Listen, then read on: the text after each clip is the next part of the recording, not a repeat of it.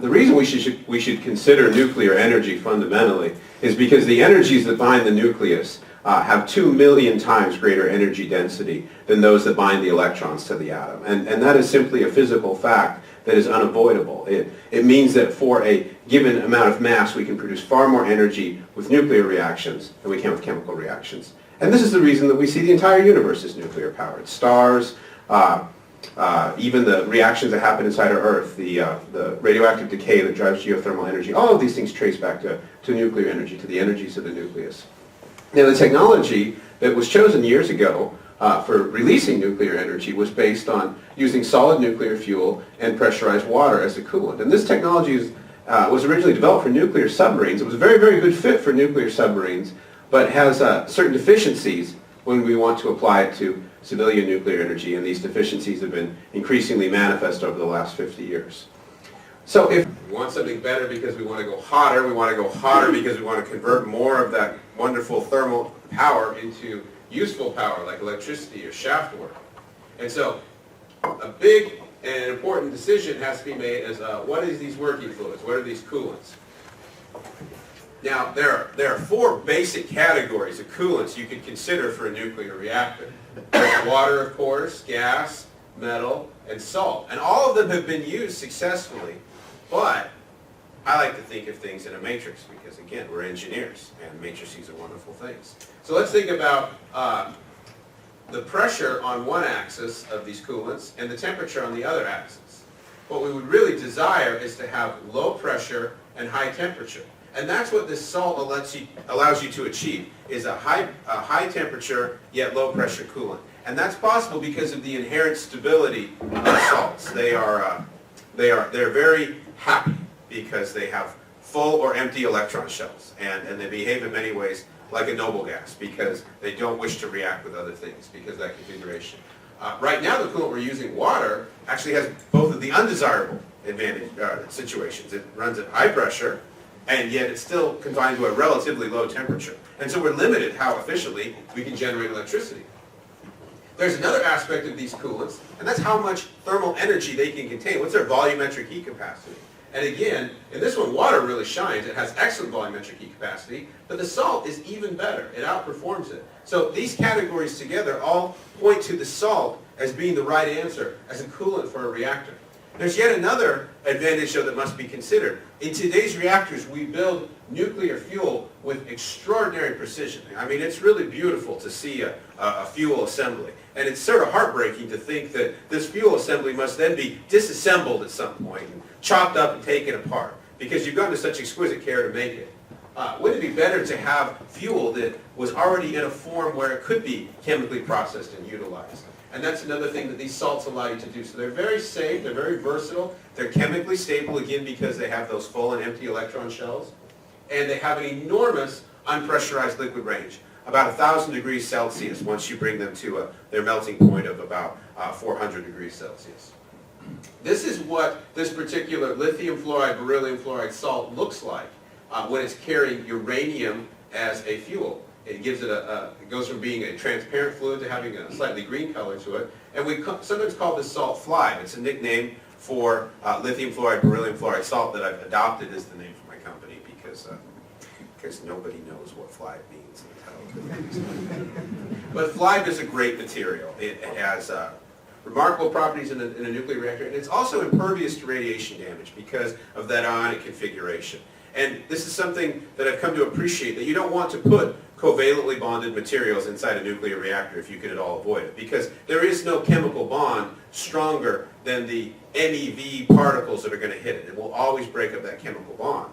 An ionic bond, on the other hand, doesn't really care if it gets knocked around or dislodged or so forth, because so long as cations and anions are in balance, the material retains its bulk capacity, density, thermal conductivity, heat capacity. Those properties don't change even under prolonged radiation. That's a huge advantage in a nuclear reactor. There's another great advantage too with liquid fuel, and that is the ability to drain the fuel into a passively safe configuration in the event of a loss of coolant or a loss of control accident. This was actually demonstrated, as I'll talk about in just a moment, during the operation of a molten salt reactor at Oak Ridge. So this is a simple, fail-safe, easy to understand safety system where In the event of loss of power, the salt simply drains out of the reactor into another vessel that is intentionally designed to release heat into the environment and allow it to be in a passively cooled configuration essentially indefinitely. As I mentioned, these technologies were demonstrated during the construction of a molten salt reactor experiment at Oak Ridge National Laboratories in the 1960s. And here's the reactor vessel. You can see it's relatively modest in size. This reactor ran successfully for about 5 years, from 1965 to 1969. Here's a picture of the primary heat exchanger to the reactor. And then the thermal energy was just dumped to the environment. It wasn't put through a power conversion system because this was simply an experiment, so they really weren't trying to make electrical energy. But in principle, had this been coupled to a power conversion system, it probably would have been able to generate electrical energy 40 to 45% efficient, which is really, really spectacular when you're talking about power conversion systems, and it's because of the high temperature. The reactor was relatively compact. You can see a man to scale. There's the reactor vessel, primary heat exchanger, primary pump, and this configuration is actually still intact at Oak Ridge National Laboratories. It was safe and simple and easy to control, and I think this would be a great comfort to the public to know what the reactor operators who ran this experiment told me. I said, what was it like to run the molten salt reactor? They said, it was really boring. Nothing ever happened. The reactor was very, very well behaved. And I thought, that's good. We engineers like boring things that just work. Hollywood can have drama and thrills and flashing red lights and smoke alarms and all that sort of stuff. We want to go into a machine that is just going to sit there and be boring forever. That makes us happy. Another really important accomplishment of the molten salt reactor team, though, was that they were able, for over 20,000 hours, to safely maintain the reactor. And they told me that many people had told them, yeah, sure, you can build it, but you won't be able to maintain it. It'll be too challenging. And so they were very proud of their ability to do this. Unfortunately, President Nixon came into office and he said, we've got to cut the budget, Atomic Energy Commission, quit messing around with all of these different ideas for how to make breeder reactors and just pick one. Well, they picked the wrong one because this fellow was in charge. His name's Milt Shaw, and he said, we don't want anything other than plutonium fast breeder reactors. That's it. That's all we want. We're putting all of our money in that category. And they spent billions of dollars in the United States, and I know they spent billions of dollars in Japan and France and England, all on plutonium fast breeder technologies. And ultimately, in the United States at least, they were canceled, and in most other countries as well. What should have happened, though, at this point, was somebody should have raised their hand and said, wait a minute, we canceled the thorium molten salt reactor for this, and now you've canceled this. Why don't we go back and look at thorium again? Why don't we go and reconsider that decision? As far as I can tell, that never happened. It should have happened, but it didn't. So the path that was not taken was almost completely forgotten. Now, of course, our society hasn't forgotten its needs for reliable, constant, safe energy. That's not going to go away. And we do have new nuclear reactors under construction, some in the United States, many in China, and so forth. But at least in the United States, we're retiring reactors faster, quite a bit faster, in fact, than we're building. So we're falling behind in having new nuclear energy. So how can we change this? How can we upend the paradigm of closing out energy-dense and reliable energy source? And one of the ways that people are very excited about is this idea of modular nuclear reactors, the idea that you could build reactors in a factory that were could then be taken to a site and pretty much the right assembled configuration and with minimal preparation be ready to be put on the grid. Well, the molten salt reactor technology that was developed at Oak Ridge was a small modular reactor before small modular reactors were cool. This is a schematic of a two-reactor design that they did in 1967. So they were way ahead of their time in thinking about how you can do this. And part of that was because they realized that with this low pressure, high power density salt, you could build smaller reactor vessels, smaller systems. Everything got smaller and more compact and more amenable to potentially factory development. And this is certainly the direction that we're interested in taking, is the idea that we're going to build modular reactors. Now let's talk about fuels for a moment, because nature has given us three basic options for nuclear fuel.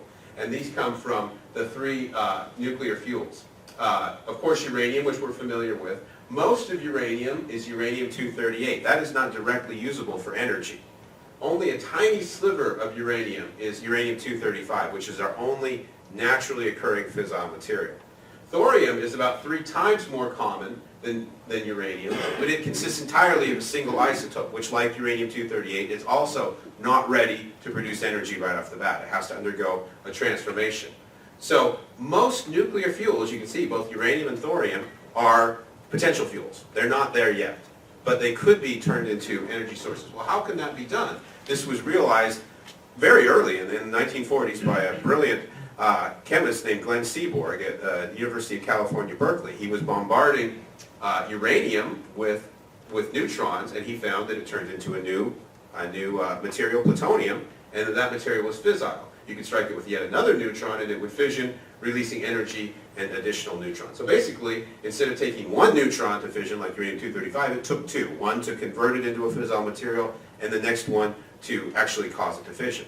Now, this is all a great idea, so long as that fission generates more than two neutrons. Unfortunately, in the case of plutonium, it didn't. It generated less than two neutrons. And so that's why the idea of a plutonium breeder came to a stop. Thorium, on the other hand, if it was struck by a neutron, would form uranium-233, and then would fission, producing over two neutrons. And this is really the big deal, is the idea that the fission of uranium-233 produces enough neutrons to continue the conversion and fission of additional uranium-233.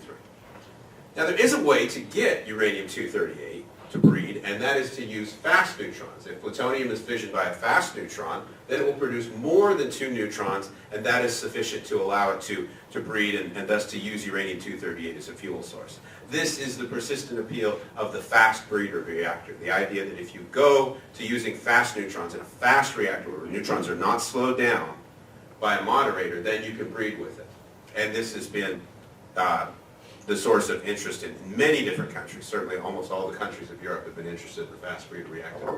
But there's a big disadvantage to a fast spectrum reactor, and that is that the atoms themselves are far less reactive in the fast spectrum. So this is what a plutonium atom looks like to a fast neutron. And that's what a plutonium atom looks like to a thermal neutron, to a neutron that has been slowed down, that has bounced around in some water or some graphite or something to take away that energy. Now, I can tell you, gentlemen and ladies, I don't have the foggiest idea why this is the way it is. All I know is it is. Thermal neutron cross-sections are huge compared to fast neutron cross-sections. And so I drew this picture so you get an idea of how many atoms of plutonium it would take in the fast spectrum to equal one in the thermal spectrum. It's a lot. But the problem with plutonium is represented by this wedge of red here, in that it quite often absorbs the neutron. It doesn't always fission.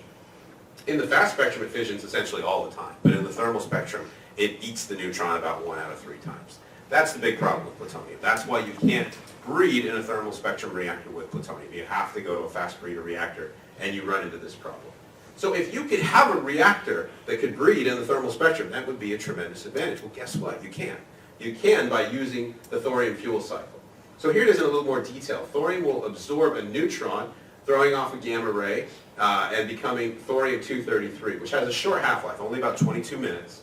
It then beta decays to protactinium-233, which has a substantially longer half-life, about 27 days. Remember that because we're going to talk about that more in a moment. It will then beta decay to uranium-233, and now it's available as a fuel. Now, if struck by a neutron, it will fission 91% of the time into the fission reaction rather than absorbing a neutron and becoming U-234. And that's the best capture to fission ratio of any material in the thermal spectrum. And that's really why thorium and uranium-233 are such a performer.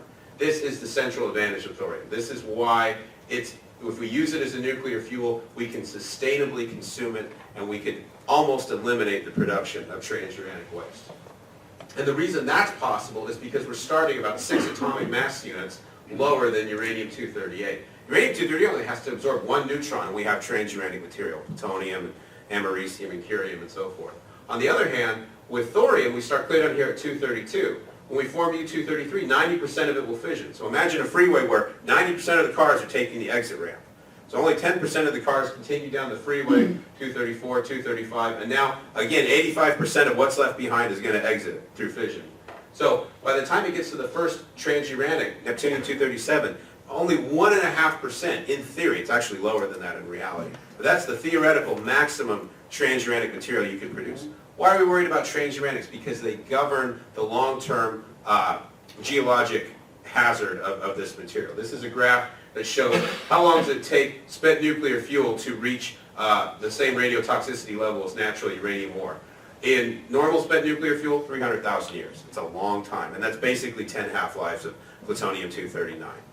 If we were to remove the minor actinides, you can reduce that to, you remove plutonium and uranium, you can reduce that to 9,000 years. But if you had a system where you only had fission products, then it's down to 300 years, and that's 10 half-lives of strontium-90 and cesium-137. So really, that's the goal you want to get to. You want to get to a point where you're burning all of your actinides. You're not letting them enter the waste stream like they do now, but you're burning them up. I sometimes ask people, if you were to put gasoline or petrol in your car, what fraction of consumption would you expect in your car? Would you accept 20% consumption of the gasoline? 90%? Would that be all right? No, of course not. You want 100%. You put that fuel in your car, you want it all burned up. Only in the nuclear world do we accept less than 0.5% consumed as an acceptable level. And we get away with that because it's 2 million times more energy dense. So, 0.5% times 2 million is still a big number. But it can be a much bigger number, and it should be a much bigger number, because people are justifiably concerned about the management of long-term nuclear waste. And by burning the actinides completely, we can eliminate the production of the long-lived transuranic waste. I say eliminate because even this neptunium-237 is a very valuable material. We transmute that into plutonium-238, and that provides special material for deep space probes. Did anyone follow the flyby of Pluto last year as Space Probe New Horizons flew by? Oh, engineers, be ashamed. That was a great accomplishment for humanity. That was powered by plutonium-238, and so we got our first view of Pluto because of the power of that material. So I even have a hard time calling that material waste. Another aspect of nuclear reactors that's important to understand has to do with a gas called xenon-135, and it is a rather common product of fission. Fission has a double-humped product distribution, and 135 is one of the most common. It has an enormous neutron absorption cross-section. I mean, that's the tiny absorption cross-section or fission cross-section of uranium-235. Uranium-233 is about the same size. So you can see that it's like comparing the sun to the earth as far as absorption cross-section. It's absolutely enormous. And so having a reactor that can reject this material, this xenon, is important. It allows the reactor to be more responsive. It allows it to follow the load. For instance, if different power sources are coming on and off the grid, this reactor is going to be able to respond to it. Normal solid-fueled reactors trap xenon-135 in their solid matrix. And the xenon-135 has a retarding effect on the reactor's response. It makes it more difficult for the reactor to load, follow. It's possible, but it's a lot harder because of this effect. In the liquid fuel, you can just about eliminate this concern. So we want to take the great work that was done at Oak Ridge National Laboratories, these historical concepts, demonstrations they did, and fold it into modern new designs for a liquid fluoride thorium reactor. This is a notion of what the lifter facility might look like. Modular, intended to be built in multiple units. That's the reactor vessel in a long silo, a power conversion system based on carbon dioxide, and chemical processing and off-gas processing systems. Let me go through those a little bit. So the chemical processing system is designed to remove certain products from the reactor during its operation and move them to other places, or to remove them from the reactor system. The basic idea has to do with a process called reductive extraction. This is where a particular metal carrying a reductant causes another material to come out of solution. Another technique is the fluorination of salt, where uranium, for instance, has two valence states, UF4 and UF6. One of them is a gas. By taking advantage of that, we can do removals. And there's also electrolytic cells that will break resultant products back into their original constituents. This is the overall view of the liquid fluoride thorium reactor, with the chemical processing system broadly on this side and the power conversion system broadly on this side. We're going to walk a little bit through this. So within the reactor, the chemical processing system may be analogous to the kidney in your body that processes your blood continuously, removing particular products, or perhaps the liver. So let me talk first about the liver, because that's taking good things out and putting them into other places. So the liver of the reactor is up here, where the blanket fluid that surrounds the core that contains thorium is processed to remove protactinium and uranium, which through a series of steps, including electrolytic cell, end up in this decay tank. And this decay tank is there because protactinium, as I mentioned earlier, had a 27-day half-life. So we need to get it out of the reactor, allowing it to decay outside of the core, and then to reintroduce it back into the reactor once it has completed its decay to uranium. And that's done by fluorinating that decay salt and adding it as a stream back to this reduction column. Now the kidney part. The kidney part is from the fuel salt. The fuel salt contains both the fission products and the nuclear fuel, the uranium-233. So the first step is we let it cool down just a little bit in a drain tank, and then we fluorinate the fuel salt in order to remove any of the uranium present, because that uranium is very valuable, it's our fuel. We combine those two fluorinated uranium streams, now as UF6, back into that column. Then the remaining salt goes through another reductive extraction column. The reductant is lithium metal dissolved in bismuth. And that lithium will then reduce fission products from a salt state, where they are oxidized, to a metallic state. It will essentially replace them in the salt with lithium. So they then leave as a extracted metal stream within bismuth here. The purified salt returns back to this column and is rejoined with uranium hexafluoride, which is reduced by a column of hydrogen gas. The hydrogen will take two of the fluoride ions from uranium hexafluoride and reduce it back to uranium tetrafluoride, which is soluble. And then that salt plus its uranium load is returned to the reactor purified.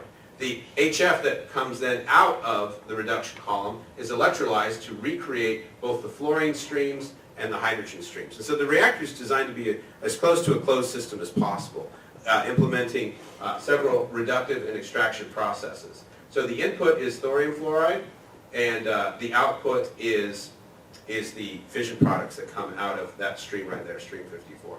So by taking that approach, we think we can approximate that objective earlier of just having just having fission products in the waste stream, no actinides entering the waste stream, and thus having a waste stream that is going to decay to background levels in 300 years. A lot more detail I'm going to go over, but you can download these slides, so you might want to review these later. So basically three systems: reductive extraction, fluorination, hydrogen reduction, and four systems, and two electrolytic cells. These are the liver and the kidneys to the reactor. The off gas is another part of it, the xenon and krypton that will come out of solution that allow the reactor to load follow safely.